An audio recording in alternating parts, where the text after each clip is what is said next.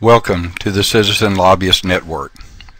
Hopefully this short presentation will give you an idea of the potential of a Citizen Lobbyist Network.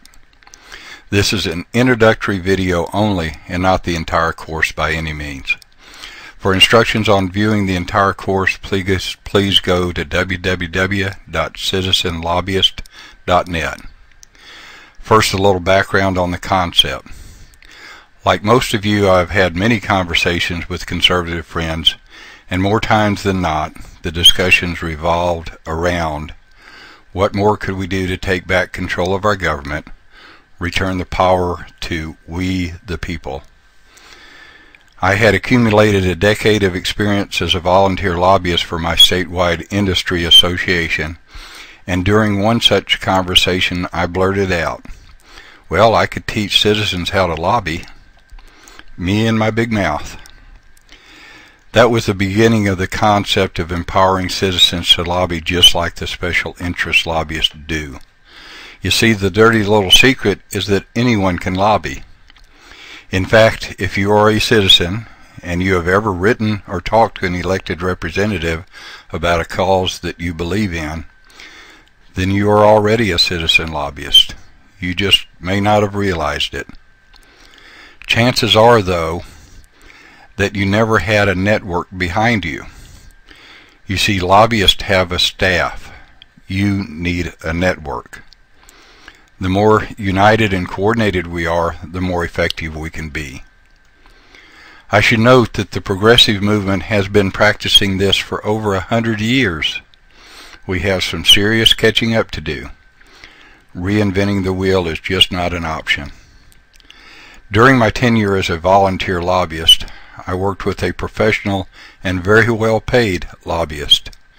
He was one of the most respected, influential, and effective lobbyists in our state capital. Seemingly no doors were closed to him, and he certainly knew how the system worked and how the game was played.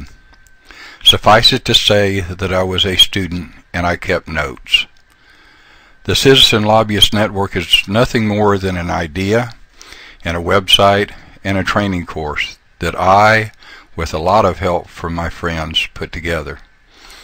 But this is just an academic exercise if citizens like you don't take it to the next step. I hosted a couple of dozen webinars prior to and during our last Texas legislative session. As it would be impossible for me to train everyone that showed an interest, I modeled the course as a train the trainer course. I know several groups took it to the next step, but after the special session ended, requests for training dwindled, and quite frankly, I had to return to my day job. It has been hard to get the word out, as this is a grassroots movement too. My current efforts are focused on putting the entire course online on the website www.citizenlobbyist.net. This is a video format, in this video format, so that everyone interested can take the course as their time permits. Again, this video presentation is merely an introduction, and I'll be working as fast as I can on getting the full course online. I expect it to always be a work in progress. The remainder of the slideshow will only show you a few of the slides that make up the course. I'll move through them rather rapidly, but hope they will give you an idea of the course itself. You can click the pause button anytime if you want to read the entire slide. I just want to give you an idea of the content of the course, not train from this video.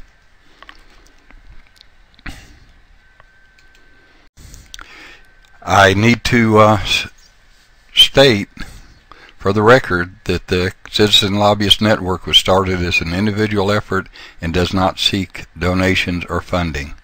This knowledge is free. Please pass it around. Feel free to make it better. Please keep me posted when you find something to make it better. I'd like to spread it out to everybody. It concentrates on three areas: education, coordination, and networking. One of my friends put it together that it's like a wagon wheel. The three main components of a wagon wheel are the spokes, the hub, and the rim. And it's easy to see that the more spokes you have, the sturdier they are, the thicker and more coordinated the rim is, the stronger the wheel's going to be. That's what we're trying to create. We talk a lot about what a lobbyist does. There's 4 main jobs that any lobbyist has to take care of, and every one of them is as important as the other. We go into great detail. We go through some definitions. You can't take an introductory course without getting the basics down. We talk some about what a citizen is. We talk considerably about what a lobbyist is. We also talk about what a lobbyist is not. We talk extensively about what a network is. This is where the real strength is. Anybody can go out and lobby on their own. There is a tremendous amount of power that could be gained by lobbying as a group, or at least connecting yourself with each other, and more on that a little later. We talk about what it takes to be a truly effective lobbyist. Again, you can pause if you want to read some of these, but it's mainly all about knowing how to play the game. We talk about the Citizen Lobbyist Network versus a professional or paid lobbyist. We provide you with a Citizen Lobbyist toolbox. That's going to provide you with some blank forms, some things that we can all standardize to show everyone. I started to say to give the illusion of, but it's not an illusion, to show everybody that we're all working with each other and for each other. We talk considerably about the game mentality that you really need to have. It's like playing a sport. You have to go out and practice. You got to get coaches' help. You have to have a plan before you get out on the field. You have to play a game. You have to lick your wounds and examine what happened in that game, the good and the bad. Review the film of the game, if you would, and then get back out for the next game. I think this is really important for everyone to understand. We talk about getting started, how you can organize other people to join in with you.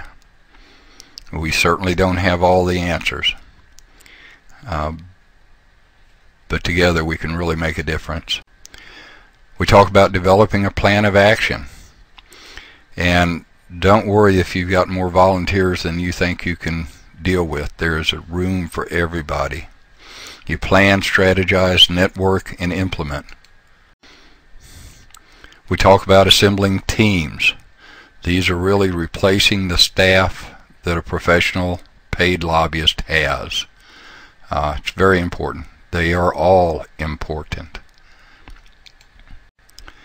We talk again about the train-the-trainer concept. The more people that can get this sort of training, the better off we're all going to be.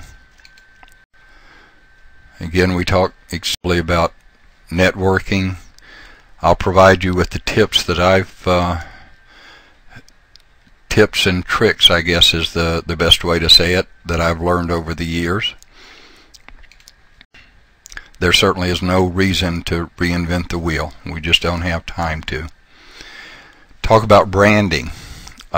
This is where the network is really powerful.